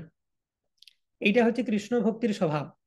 তোমার যদি মনে হচ্ছে জীবনের কোনো সমস্যা আছে, কি করব, তার সলিউশন হচ্ছে কৃষ্ণ ভক্তি করো। ফর এক্সাম্পল, যদি কেউ মনে হয় যে আমার চারপাশে কিছু এমন বন্ধু আছে যারা ঠিক মানে সময়ের বন্ধু নয়, তারা আমার ওয়েল উইশার নয়, আমাকে শোষণ করার জন্য তারা রয়েছে, আমার যখন ভালো সময় তখন তারা থাকবে পাশে, আর আমার যখন খারাপ সময় থাকবেন। তো কেউ ধরো এরকম একটা সমস্যায় আছে যে আমি আমার যে কুসঙ্গ সেটা বর্জন করতে চাইছি, আমি চাইছি এদেরকে, আমি মুখে বলতে পারছি না কারণ উপর উপর ভালো সম্পর্ক আছে, আমি চাইছি এরা যেন অটোমেটিক্যালি আমার থেকে কেটে পড়ে, আর যারা ভালো মানুষ তারা যেন আমার জীবনে আসে। তো এটা একটা সমস্যা। What is the solution? না, ডু কৃষ্ণ ভক্তি অ্যান্ড ডু প্রিচিং, সবসময় কৃষ্ণের কথা বলো। তাহলে কি হবে? সেই সমস্ত বন্ধুরা, তথাকথিত বন্ধু, যারা ডেমোনিয়াক প্রকৃতির, যারা তোমার অ্যাকচুয়ালি ভালো চায় না, তারা যখন সবসময় হরি কথা শুনবে তোমার মনে, তারা যেহেতু ঈর্ষাপরায়ণ কৃষ্ণের প্রতি ঈর্ষাপরায়ণ বলেই তারা বাজে চরিত্রে। তো তোমার মুখে সবসময় যখন হরি কথা শুনবে, তাদের সেটা বিরক্ত লাগবে। তো তখন ধীরে ধীরে ওরা নিজেরাই তোমার থেকে ডিস্টেন্স করবে। আর তুমি যখন হরি কথা বলবে, তখন ভালো ভালো ডিভোটিরা আকৃষ্ট হবে, তারা তোমার বন্ধু হবে। তো এইভাবে যে কোনো সমস্যা আমাদের জীবনে যদি আসে, কিচ্ছু করতে হবে না, জাস্ট প্র্যাকটিস কৃষ্ণ ভক্তি, অটোমেটিক্যালি সেটা সলভ হয়ে যাবে। এই সনাতন গোস্বামীর সমস্যা হচ্ছে আমি কিভাবে পালাবো, তার জন্য আমাকে নবাবের সাথে সম্পর্ক খারাপ করতে হবে। আপাত দৃষ্টিতে যদি দেখি, নবাবের সাথে সম্পর্ক খারাপ করার সাথে কৃষ্ণ ভক্তি অনুশীলন করার কোনো সম্পর্ক নাই। কিন্তু এইটাই কৃষ্ণ ভক্তির নেচার, যে it is the solution to all problems. Krishna ভক্তি অনুশীলন করো, অটোমেটিক্যালি নবাবের সাথে সম্পর্ক খারাপ হয়ে যাবে। তো সেটাই সনাতন গোস্বামী করছেন। Bhagavatam is the solution to all problem. আর দিন গৌড়েশ্বর সঙ্গে একজন আচম্বিতে গোসাই সভাতে কইল আগমন। গৌড়েশ্বর হুসেন শাহ নিজে চলে এসেছেন সনাতন গোস্বামীর কাছে। পাতসাহা দেখিয়া সবে সম্ভ্রমে উঠিলা, সম্ভ্রমে আসন দিয়া রাজারে বসাইলা। পাতসাহ মানে আগের দিন আলোচনা করেছি, বাদশাটা অপভ্রংশ হয়ে পাতসাহ হয়ে যায়। তো বাদশাকে দেখে সবাই সম্ভ্রমে উঠে উঠে গেল সম্মান জানানোর জন্য। রাজাকে বসার আসন দিল। রাজা কহে, তোমার স্থানে বৈদ্য পাঠালো সনাতন, আমি তো চিকিৎসক পাঠিয়েছিলাম।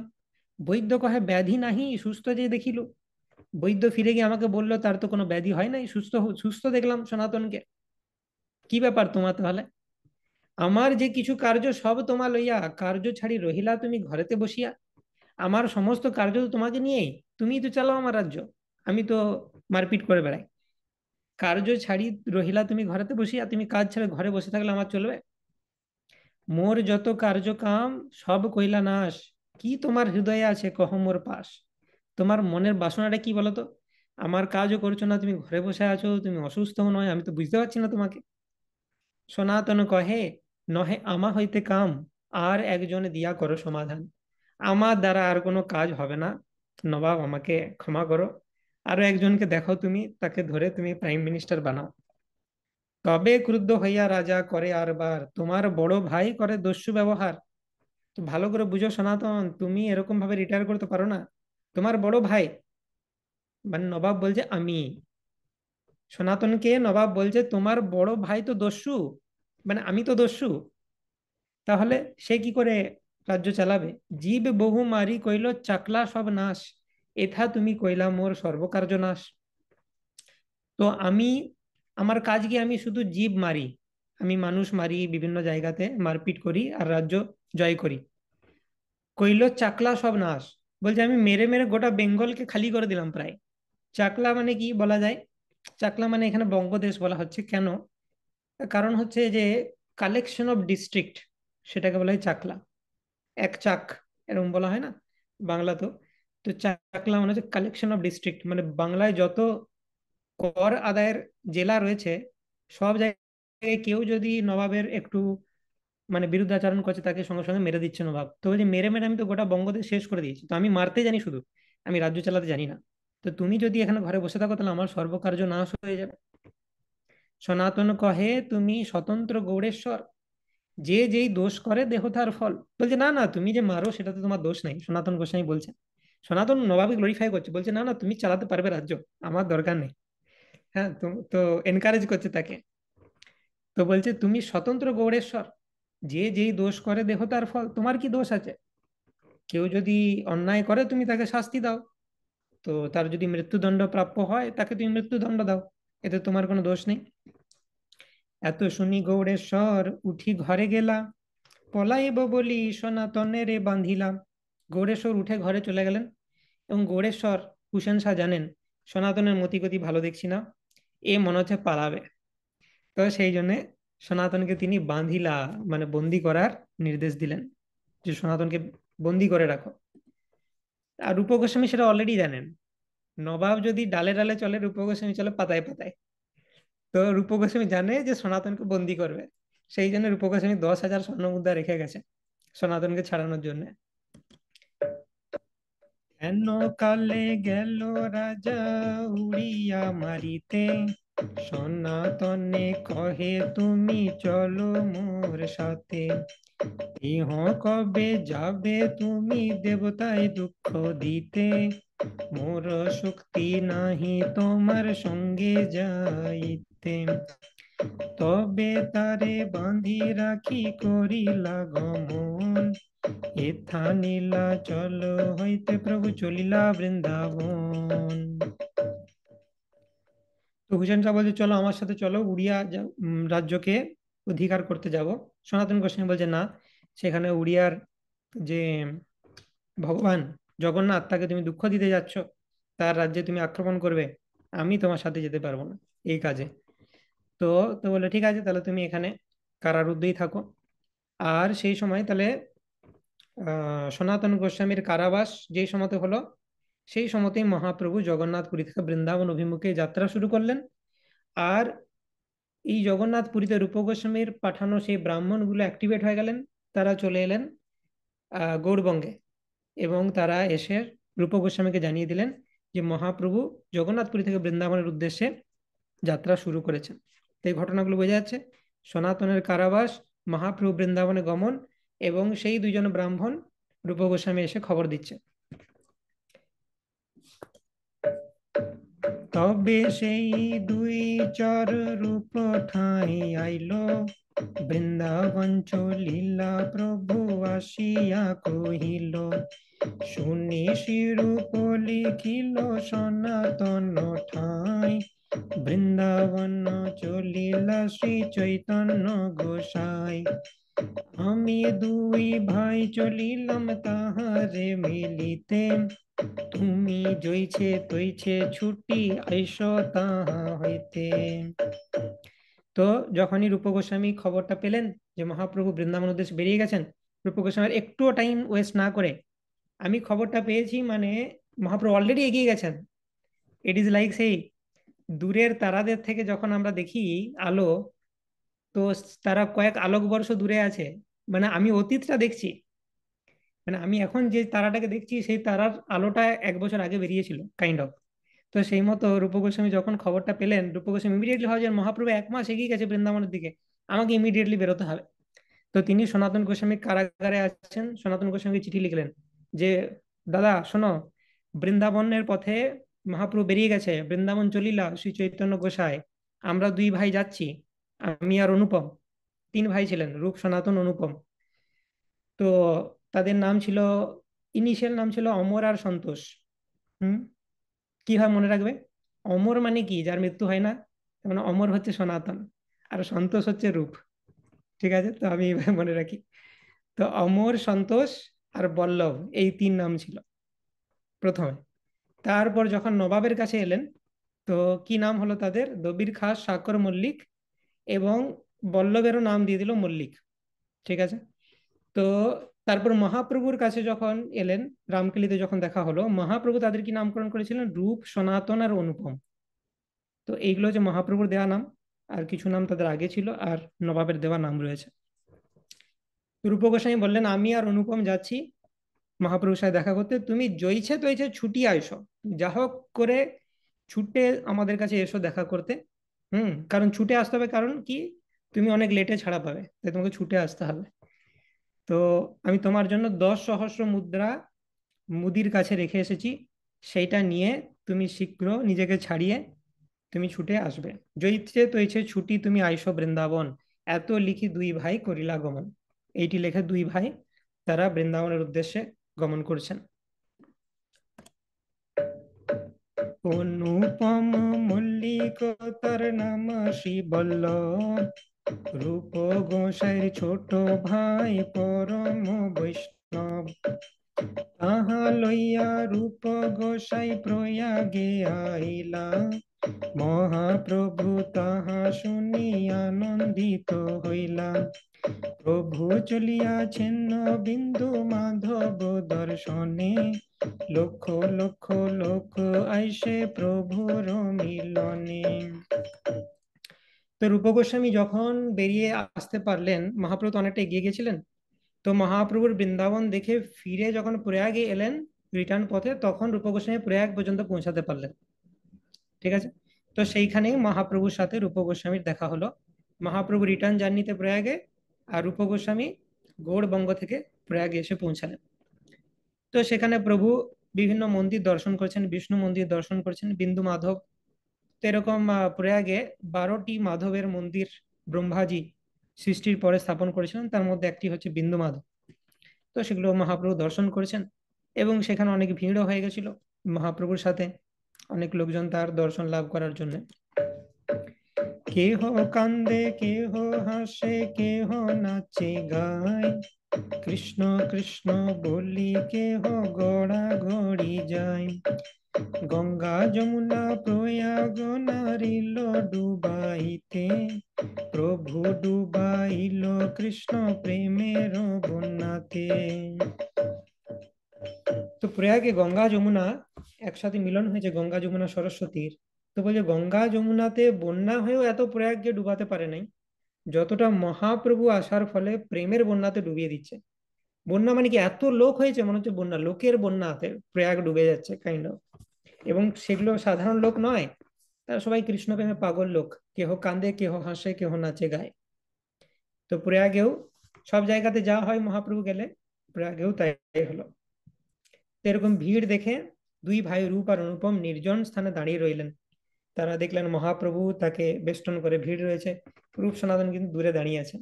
রূপ সনাতন এরকম বলছেন না, এই আমাদের কাছে ভিআইপি পাস রয়েছে, মহাপ্রভুর দ্বারা ইনিশিয়েটেড আমরা, রূপ আর সনাতন জানো আমাদের জন্য স্পেশালি এসেছিল রামকেলিতে। নো, তারা ভেরি ভেরি হাম্বল, দূর থেকে দাঁড়িয়ে দর্শন করেছেন, এবং তারা দেখে আনন্দিত হচ্ছেন, বা মহাপ্রভু কত কৃপালু অবতার, কিভাবে তিনি সবার মধ্যে কৃষ্ণ প্রেম বিতরণ করেছেন, সেইটা দূর থেকে দাঁড়িয়ে দেখছেন রূপ আর অনুপম। তো তারপরে দেখছেন প্রভু সেখানে নিত্য গীত কীর্তন শুরু করেছেন।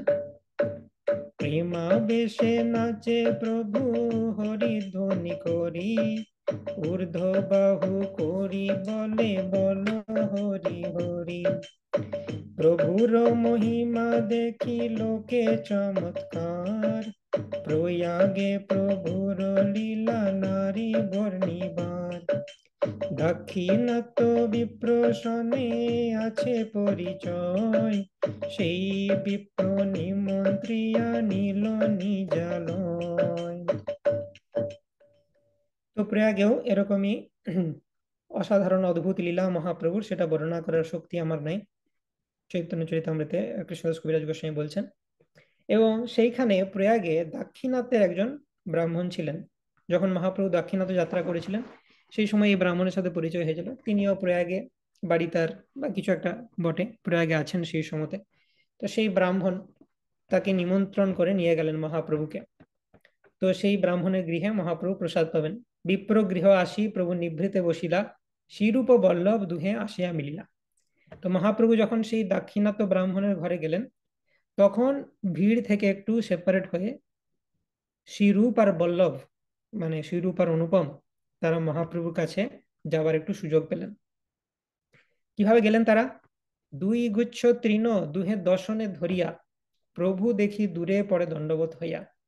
তো দশনে মানে দাঁতে দুই গুচ্ছ তৃণ বা খড় নিয়ে তারা গেলেন এবং দূর থেকে দণ্ডবোধ করছেন। দন্তে তৃণ ধরি তারা দণ্ডবোধ করেছেন। দন্তে তৃণ ধারণ করার অর্থ যে আমি গরু বা গাধা।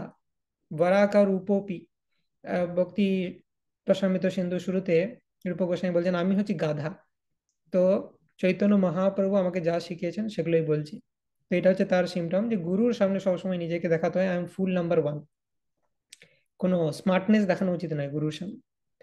এবং তারা বিভিন্ন শ্লোক পড়ে মহাপ্রভুকে গ্লোরিফাই করেছেন। নানা শ্লোক পড়ি উঠে পড়ে বারবার, প্রভু দেখি প্রেমাবেশ হইল দুহার। তো এরকম ভাবে যখন রূপ আর শ্রী বল্লভ মহাপ্রভু গ্লোরিফাই করেছেন, মহাপ্রভু দেখে চিনতে পেরেছেন। মহাপ্রভু বলছেন উঠো উঠো রূপ এসো।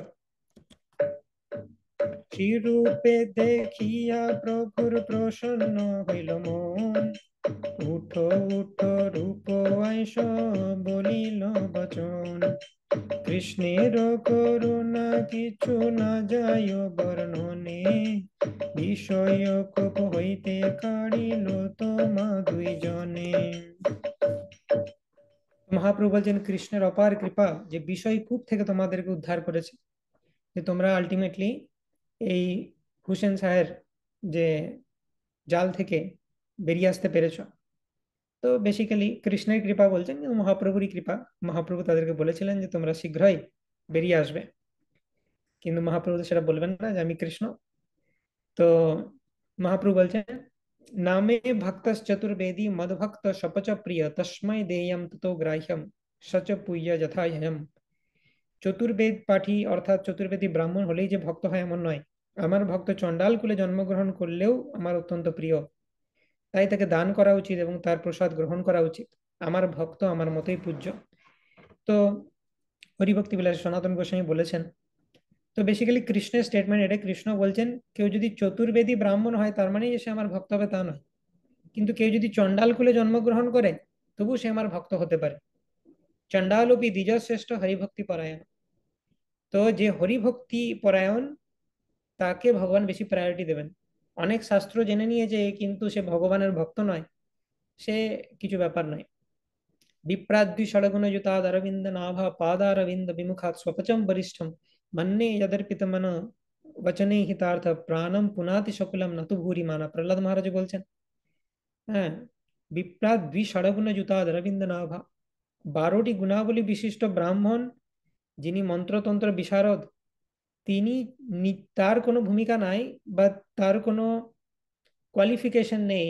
তিনি যদি ভগবানের ভক্ত না হন, সে নিজেকেই পিউরিফাই করতে পারবে না, তো নিজের কুলকে পিউরিফাই করা তো দূরের কথা। অপরপক্ষে যে চণ্ডাল কুলে জন্মগ্রহণ করেছে কিন্তু ভগবানের ভক্ত, সে নিজেকে তো পিউরিফাই করেই, তার সমস্ত কুলকে পিউরিফাই করতে পারে। তো সেই তত্ত্ব এখানে বলা হচ্ছে। এই শ্লোক পড়ি দুহারে কইল আলিঙ্গন, কৃপাতে দুহার মাথায় ধরিলা চরণ। এই বলে মহাপ্রভু বললেন দেখো তাহলে কৃষ্ণের কত কৃপা। তোমরা নিজেদেরকে পতিত পতিত বলতে, তো তোমরা বলতে যে ভূষণ সাহের কাছে আমরা সেবা করেছি কত পতিত, কিন্তু পতিত হলেও কৃষ্ণের কৃপা তোমাদের উপর হয়েছে, তোমাদেরকে উদ্ধার করেছে। প্রভু কৃপা পাইয়া দুহে দুই হাত জুড়ি দীন হইয়া স্তুতি করে বিনয় আচরি। তখন তারা দুই হাত জড়ো করে মহাপ্রভুর কাছে বিনয় সহকারে বলছেন যে এটা সব আপনারই কৃপা, কৃষ্ণের কৃপা আপনার থ্রু দিয়ে পাচ্ছি। তো তখন তারা এই শ্লোকটি অর্পণ করছেন। নমো মহাবদন্যায় কৃষ্ণ প্রেম প্রদায়তে কৃষ্ণায় কৃষ্ণ চৈতন্য নাম্নে গৌরত্বিষে নমঃ। তো মহাপ্রভু হচ্ছেন মহাবদান্য অবতার, তো সেইভাবে স্তুতি করছেন। যোজ্ঞানমত্তম ভুবনম দয়ালুরুম উল্লাঘয়ন্নম চকরৎ প্রমত্তম সপ্রেম সম্পদ সুধয়াদ্ভুতেহম শ্রীকৃষ্ণ চৈতন্য মমুম প্রপদ্যে। যে অপার করুণাময় পুরুষ অজ্ঞান উন্মত্ত জগৎকে অজ্ঞান ব্যাধি থেকে মুক্ত করে স্বীয় প্রেম সম্পদ সুধার দ্বারা প্রমত্ত করেছিলেন, আমি সেই অদ্ভুত চেষ্ট শ্রীকৃষ্ণ চৈতন্যে শরণাপন্ন হই। তো এইভাবে রূপ গোস্বামী এবং শ্রী বল্লভ চৈতন্য মহাপ্রভুর শরণ গ্রহণ করেছেন। তো মহাপ্রভু বললেন ঠিক আছে এসো। তো মহাপ্রভু রূপ আর বল্লভকে কাছে নিয়ে তাদের সাথে একটু ইষ্টগোষ্ঠী করতে লাগলেন, কথা বলতে লাগলেন। প্রথমেই মহাপ্রভু বললেন, মহাপ্রভু তাদেরকে দেখে তো খুশি হয়েছেনি, সেটা তো বললেনই যে বাহ, আমিও এটার জন্য ওয়েট করেছিলাম যে কবে তোমরা হুসেন স্যার থেকে মুক্তি পাবে, তোমরা পেয়েছো। নেক্সট কোয়েশ্চেন মহাপ্রভু কি, সনাতনের কি খবর বলো। তবে মহাপ্রভু তারে নিকটে বসাইলা, সনাতনের বার্তা কহ তাহারে পুছিলা। সনাতনের কি খবর? তো রূপ গোস্বামী কি বলছেন, যে তেহ বন্দি হয় রাজঘরে। রূপ কহেন তেহ বন্দি হয় রাজঘরে, তুমি যদি উদ্ধারো তবে হইবে উদ্ধারে। তো সনাতনের দাদার খবর আর কি, সে তো হুসেন শাহ তাকে অ্যারেস্ট করে নিয়েছে, তুমি যদি উদ্ধার করো তবে সে উদ্ধার পাবে। তখন মহাপ্রভু কি বলছেন, মহাপ্রভু তো অন্তর্যামী, মহাপ্রভু বলছেন, প্রভু কহে সনাতনের হইয়াছে মোচন, অচিরাত আমা সহ হইবে মিলন। মধ্যাহ্ন করিতে বিপ্র প্রভুরে কহিলা, রূপ গোসাই সে দিবস তথাহি রহিলাম। তো মহাপ্রভু বললেন, চিন্তা করো না, তুমি যতক্ষণ কি আমার কাছে এসে পৌঁছেছ, এতদিনে সনাতন মুক্ত হয়ে গেছে, খুব শীঘ্রই সনাতনের সাথে আমার দেখা হবে। নেক্সট চ্যাপ্টার বর্ণনা করা হচ্ছে সনাতন গোস্বামী কিভাবে মহাপ্রভুর সাথে মিলিত হবেন। এটা একটা স্পেকটাকুলার জার্নি, জেল থেকে ছাড়া পাওয়া থেকে শুরু করে কোন পথে তিনি আসবেন, কিভাবে তিনি বারাণসীতে এসে মহাপ্রভুর সাথে দেখা হবে, তারপরেও কি কি হবে, স্পেকটাকুলার জার্নি। তো রূপ গোস্বামী সেই মহাপ্রভুর সাথেই সেই ব্রাহ্মণের গৃহে আছেন, সেই দাক্ষিণাত্যের ব্রাহ্মণ। তো দাক্ষিণাত্যের ব্রাহ্মণ মহাপ্রভুকে বললেন যে এবার তাহলে মধ্যাহ্ন হয়ে যাচ্ছে, প্রসাদ নিয়ে নিন। ভট্টাচার্য দুই ভাইয়ে নিমন্ত্রণ কইল, প্রভুর শেষ প্রসাদ পাত্র দুই ভাই পাইল।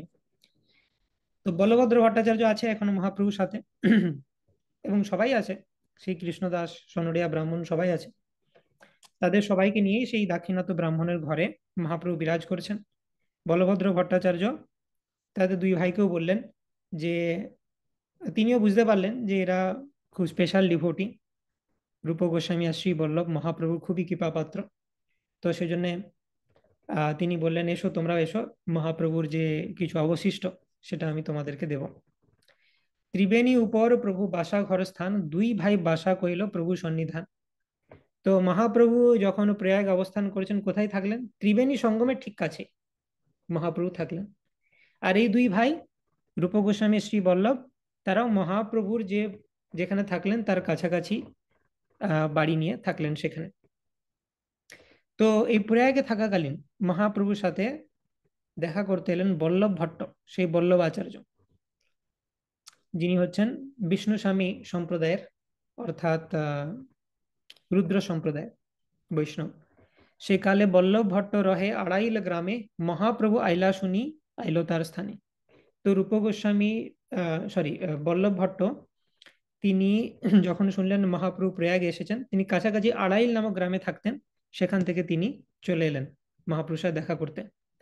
তেহ দণ্ডবত কইল প্রভু কইলা আলিঙ্গন, দুই জনে কৃষ্ণ কথা হইল কতক্ষণ। তো বল্লভ ভট্টের সাথে মহাপ্রভুর অনেকক্ষণ কৃষ্ণ কথা হলো। ঠিক আছে, তো সবকিছু মাথায় থাকছে, আশা করি। মহাপ্রভু প্রয়াগে আছেন ত্রিবেণী সঙ্গমের কাছে, বল্লভ ভট্ট আড়াইল গ্রামে থাকেন। সে আড়াইল গ্রামটা কোথায়, প্রয়াগে যে যমুনা বয়ে চলছে, যমুনার অপর পাড়ে আড়াইল গ্রাম। সেই গ্রাম থেকে বল্লভ ভট্ট যমুনা ক্রস করে এলেন মহাপ্রভুর সাথে দেখা করার জন্য এবং তারা যখন মিলিত হলেন, দুইজনে কৃষ্ণ কথা হচ্ছে। কৃষ্ণ কথায় প্রভুর মহাপ্রেম উথলিল, ভট্টের সংকোচে প্রভু সম্বরণ কইল। অন্তরে গর প্রেম নহে সম্বরণ, দেখি চমৎকার হইল বল্লভ ভট্টের মন।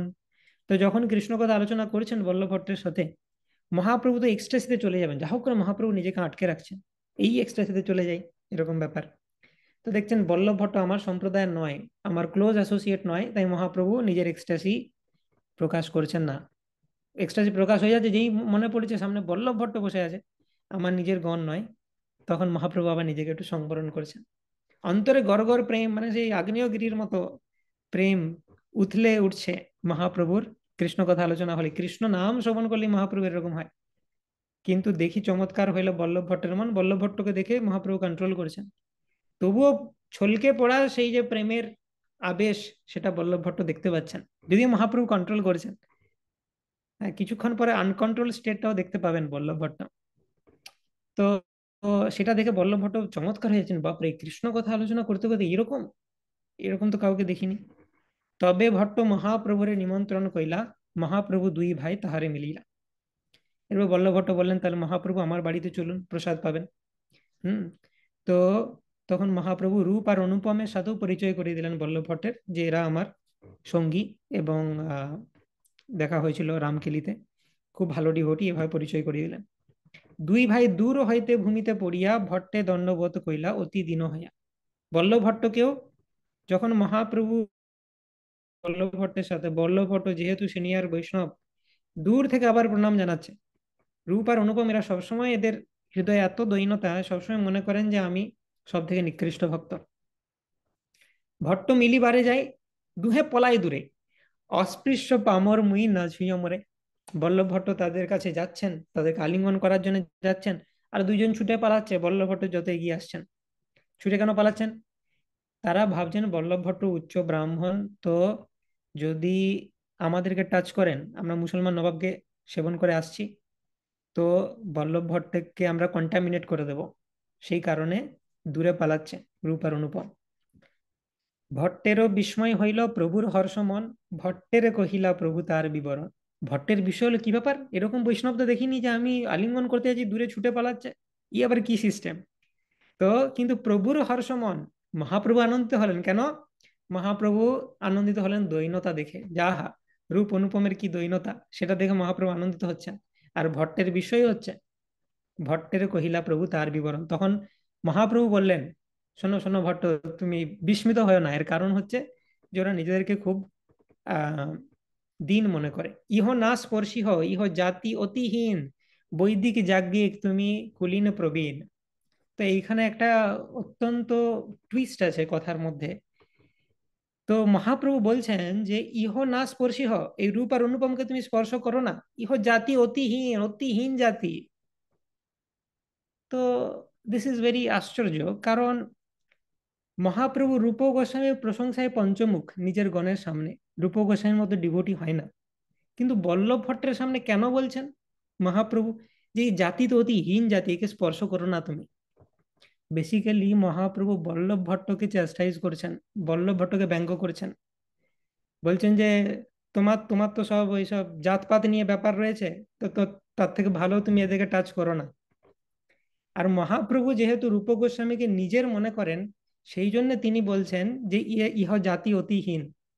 মানে মহাপ্রভু জানেন, আমি যদি একে নিচু করে দেখাই, রূপ গোস্বামী কিছু মাইন্ড করবে না, আমার নিজের দেহের মতোই তো। তো বল্লভ ভট্টকে শিক্ষা দেওয়ার জন্য তখন মহাপ্রভু বলছেন যে তোমার এদেরকে বরং স্পর্শ না করাই ভালো, কারণ তুমি তো অনেক উচ্চ জাতির না, এর মধ্যে ব্যঙ্গ রয়েছে, তুমি তো অনেক উচ্চ কুলের ডিভোটি না, এদেরকে বরং স্পর্শ করো না, এরা অনেক নিম্ন কুলের ডিভোটি। তো মহাপ্রভু যেরকম সবসময় নিজে হিউমিলিটি দেখান, মহাপ্রভু রূপ আর অনুপমকে নিজের আত্মসাৎ করেছেন, মানে নিজের মতো দেখছেন। তো সেই জন্য নিজের হিউমিলিটিটা ওইভাবে প্রকাশ করেছেন রূপ আর অনুপমের মধ্যে দিয়েও, যে ওরাও জাতিহীন। মহাপ্রভু নিজে বলেন যে আমি তো সব থেকে পতিত, তো সেই রকম রূপ আর অনুপমকে বলছে এরাও পতিত। তো এইটা হচ্ছে একটা ফিলিং, যে মানে মহাপ্রভু কতটা তাদেরকে আত্মসাৎ করেছেন। মহাপ্রভু যে ক্যালিবারের বৈষ্ণব, কখনো অন্য বৈষ্ণবকে বলবেন না যে এ নীচ, কিন্তু মহাপ্রভু যখন বলছেন এ নীচ, তার মানে মহাপ্রভু তাকে আত্মসাৎ করেছেন, নিজের মতো ভাবছেন। এটা কখন হয়? ফর এক্সাম্পল আমরা দেখব যে কোনো বৈষ্ণব, ফর এক্সাম্পল এটা অমরেন্দ্র প্রভুর সাথে আমি দেখেছি বহুবার। তো প্রভু এরকম বলেন যে কোনো সিনিয়র বৈষ্ণবের কাছে গিয়ে উনি আর ওনার স্ত্রীকে বলেন যে আমাদেরকে কৃপা করুন, আমরা খুব পতিত। তো এটা ডাউট হতে পারে যে প্রভু বলতে পারে যে আমি পতিত, কিন্তু ওনার স্ত্রীর হয়েও কেন উনি বলে দিচ্ছেন যে উনিও পতিত? তার মানে কি, যে উই আর আ গ্রুপ, একটা কাপল, বা আমি তাকে আত্মসাৎ করেছি, আমাদের দুজনের একই স্টেটাস। তো একজন স্বামী যেরকম স্ত্রীকে মনে করেন খুব ক্লোজ, সেই জন্য আমার যেরকম স্টেটাস তোমারও সেরকম স্টেটাস। তো সেই রকমই মহাপ্রভু রূপ আর অনুপমকে এরকম একটা স্থান দিচ্ছেন। তো এটার মধ্যে অনেক টুইস্ট আছে। তো সেটা বল্লভ ভট্ট বুঝতে পারবেন যে মহাপ্রভু কি বলতে চাইছেন আমাকে এটার মাধ্যমে। দুহার মুখে নিরন্তর কৃষ্ণ নাম শুনি, ভট্ট কহে প্রভুর কিছু ইঙ্গিত ভঙ্গি জানি। বল্লভ ভট্ট দেখছেন সবসময় এদের মুখে কৃষ্ণ নাম, এরা তো কোনো নিচ ডিভোটি হবে না, এরা তো মহাভাগবত ডিভোটি। কিন্তু মহাপ্রভু কেন বলছেন যে এরা নিচু কুলে জাতি? তার মানে মহাপ্রভু আমাকে কিছু ইঙ্গিত দিচ্ছেন। মহাপ্রভু আমাকে বলতে চাইছেন যে আমার উচ্চ কুলের অভিমান রয়েছে, সেই অভিমান ত্যাগ করার কথা বলছেন মহাপ্রভু আমাকে। বল্লভ ভট্টাচার্য বুঝতে পারলেন। দুহার মুখে কৃষ্ণ নাম করিছেন অর্তন, এই দুই অধম নহে হয় সর্বোত্তম। তখন বল্লভ ভট্টাচার্যকে রিফিউট করে বললেন, এই দুজনের মুখে সবসময় কৃষ্ণ নাম ডান্স করছে, এরা দুইজন মোটেই অধম নয়, এরা হচ্ছে সর্বোত্তম। তো ভাগবতের শ্লোকেও বলা হয়েছে, অহোবত সপচত গরিয়ান জিহ্বাগ্রে বর্ততে নাম তুভ্যম তে পুস্তা পুস্তে জুহুবু শাসনুরারিয়া ব্রহ্মানুচুর নাম গৃণন্তি येते। শুনি মহাপ্রভু তারে বহু প্রশংসিলা, প্রেমাবিষ্ট হইয়া শ্লোক বলিতে লাগিলা। তো মহাপ্রভু এটা দেখে আনন্দিত হলো যে না, বল্লভ ভট্টের অভিমানটা অতটাও নেই। বল্লভ ভট্ট রূপ সনাতনকে তার সম্মান, সরি, রূপ আর অনুপমকে তার সম্মান দিচ্ছেন। এটা মহাপ্রভুর একটা টেস্টও ছিল, যে মহাপ্রভু নিজে বলছে এরা পতিত, এদের কথা বাদ দাও। মহাপ্রভু এটাও টেস্ট করে দেখছেন বল্লভ ভট্টকে, যে আমি পতিত লেবেল করে দেওয়ার পরেও বল্লভ ভট্ট চিনতে পারে কিনা ওদেরকে। তো ইয়েস, বল্লভ ভট্ট চিনতে পেরেছিল। তো ওই কথাটার মধ্যে মহাপ্রভু বহু কিছু সাটেল হিন্ট দিয়েছেন। তো মহাপ্রভু সেটা শুনে বল্লভ ভট্টের প্রশংসা করলেন এবং প্রেমাবিষ্ট হয়ে এই শ্লোক পড়তে লাগলেন। সূচি সদ্ভক্তি দীপ্তাগ্নি দগ্ধ দুর্জাতি কলমশ স্বপাকোপি বুধাই শ্লাগ্নো ন বেদজ্ঞপি নাস্তিকা। মহাপ্রভু বললেন, শুদ্ধ সদ্ভক্তির প্রজ্বলিত অগ্নির দ্বারা যার দুর্জাতিত্ব কলুষ দগ্ধ হয়েছে, সেই চণ্ডাল পণ্ডিতের দ্বারা সম্মানিত, কিন্তু নাস্তিক ব্যক্তি বেদজ্ঞ ব্রাহ্মণ হলেও সম্মানযোগ্য নয়। তো শুদ্ধ ভক্তি হচ্ছে এমন একটা অগ্নি, কেউ যদি নিচু কুলে জন্মগ্রহণ করে, দুর্জাতিত্ব কলুষ সেটা পুড়ে ছাই হয়ে যায়। সেই জন্য বৈষ্ণবে জাতি বুদ্ধি যশ বা নারকী সা। পদ্মপুরাণে কি বর্ণনা করেছে, अर्चे विष्णु শিলাধীর গুরুষু নরমতি বৈষ্ণবে জাতি বুদ্ধি যশ বা নারকী সা।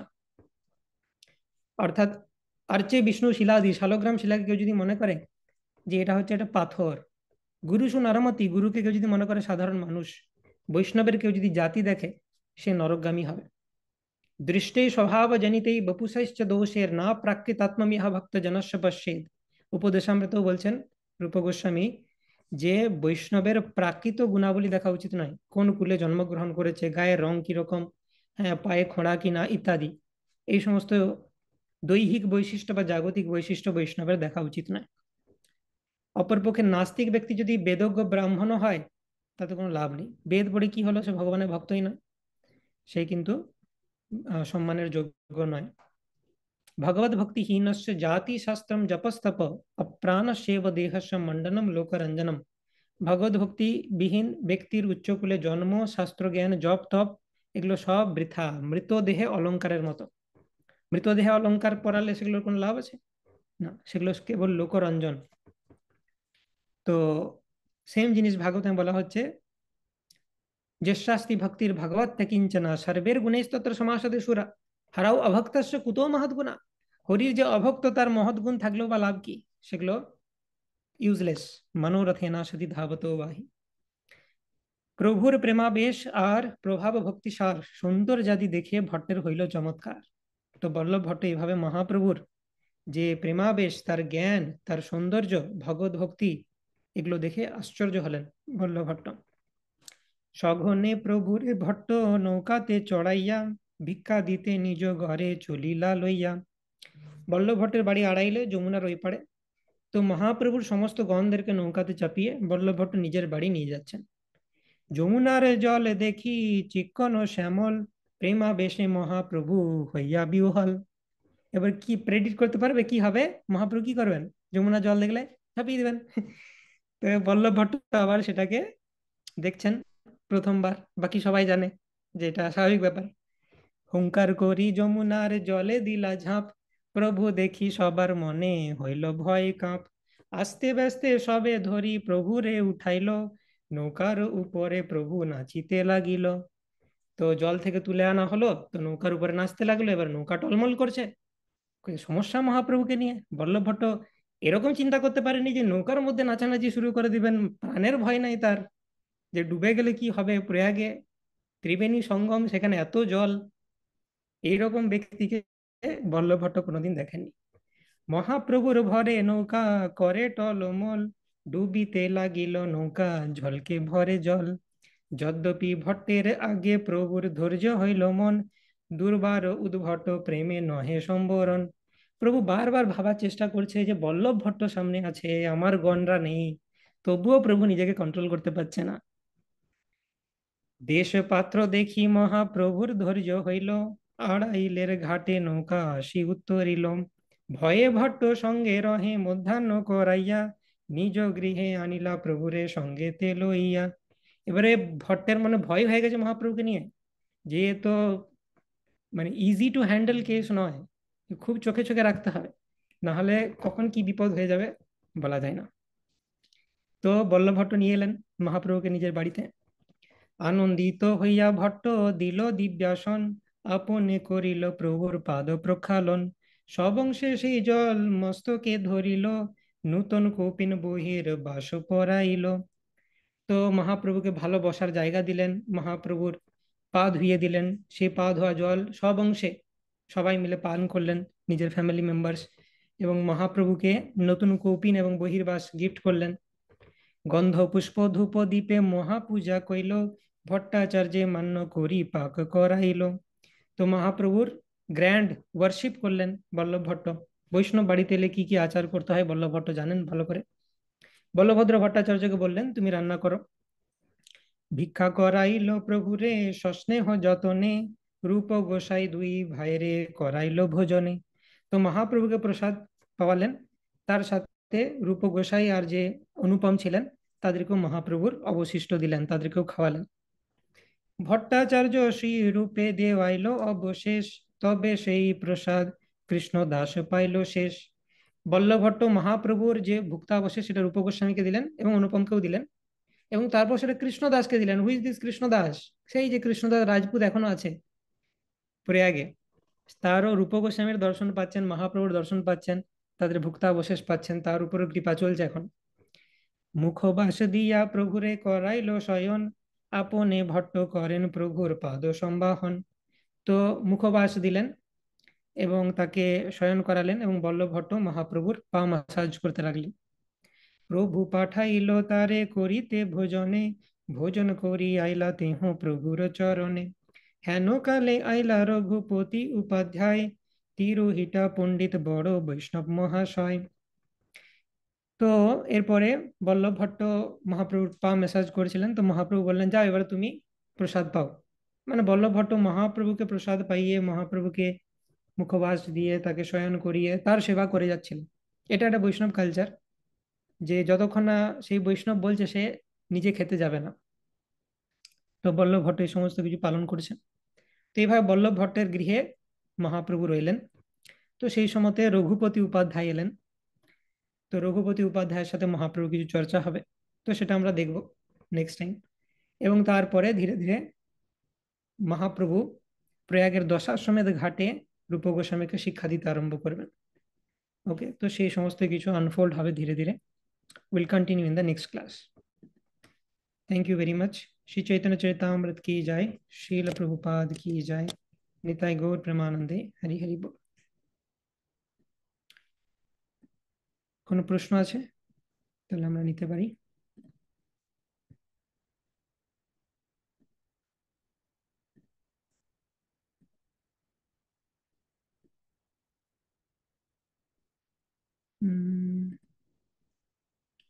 यस, रेशमी माता जी। হরে কৃষ্ণ প্রভু প্রণাম। हरे कृष्ण माता जी। প্রভু কালকে দেখলাম মহাপ্রভুকে বৃন্দাবন থেকে প্রয়াগে নিয়ে এলেন, তারপরে মহাপ্রভু আবার জগন্নাথপুরী গেছিলেন, না, জগন্নাথ পুরী ওখানেই ছিল। ওখানেই আছে। আচ্ছা, হ্যাঁ। কিন্তু এখন যে আমরা এপিসোডটা পাঠ করছি সেটা তো আমরা বললাম না ফ্ল্যাশব্যাক চলছে। তো মহাপ্রভু প্রয়াগে আছেন, ফ্ল্যাশব্যাকে চলে গিয়ে এতক্ষণ কৃষ্ণদাস কবিরাজ গোস্বামী বর্ণনা করলেন যে মহাপ্রভু যখন রামকেলিতে রূপ সনাতনের সাথে দেখা করেছিলেন তারপর থেকে কিভাবে রূপ গোস্বামী প্রয়াগে এলেন সেই জার্নিটা বর্ণনা করলেন। তো এখন মহাপ্রভু প্রয়াগে আছেন, রূপ গোস্বামী প্রয়াগে পৌঁছে গেছেন, সনাতন গোস্বামী জেল থেকে ছাড়া পেয়ে গেছে। এটা হচ্ছে এখনকার স্থিতি। তো কিভাবে জেল থেকে ছাড়া পেলেন, কিভাবে আসবেন, সনাতন গোস্বামীর ব্যাপারটা সেটা নেক্সট চ্যাপ্টারে বর্ণনা করা হচ্ছে, এখন রূপ গোস্বামীর স্টোরিটা বলা হচ্ছে। হ্যাঁ, থ্যাংক ইউ। ওকে। ওকে, তো এখানে আজকে আমরা স্টপ করছি, নেক্সট দিন কন্টিনিউ করবো। বাঞ্ছা কল্পতরুভ্যশ্চ কৃপা সিন্ধুভ্যেব চ পতিতানাং পাবনেভ্যো বৈষ্ণবেভ্যো নমো নমঃ। আচ্ছা, ঋষিরাজ প্রভু। হরে কৃষ্ণ প্রভু, ধন্যবাদ প্রণাম। হরে কৃষ্ণ। প্রভু, অনুপম অনুপম এর সম্বন্ধে আরো কিছু ইনফরমেশন, তথ্য আছে? ইয়েস, অনুপমের সম্বন্ধে আছে। বেশি কিছু আমরা শুনতে পাইনি। তো অনুপম জীব গোস্বামীর পিতা, সেটা তো আমরা জানি। এবং তারপর খুব বেশি ইনফরমেশন নেই, তবে আমি কিছু মেটেরিয়াল পাঠাতে পারি। ফর এক্সাম্পল, ভক্তিচন্দ্র সরস্বতী ঠাকুর তার অনুভাষ্য কমেন্ট্রিতে কিছু লিখেছেন, এবং বিভিন্ন জায়গায় কিছু কিছু কালেকশন রয়েছে, তো আমি সেটা পাঠাতে পারি। তো মেইনলি এটাই আর কি, যে অনুপমের গঙ্গা প্রাপ্তি সেটা বর্ণনা করা হয়েছে, যখন রূপ গোস্বামী মহাপ্রভুর সাথে মিলন করার পর গৌড়ে ফিরে আসবেন, অনুপমে গঙ্গা প্রাপ্তি হবে, তারপরে আবার পুরীতে যাবেন। তো এই কিছু কিছু জায়গাতে বর্ণনা করা হয়েছে, তারও কিছু রেফারেন্স পেলে আমি পাঠাবো। ওকে।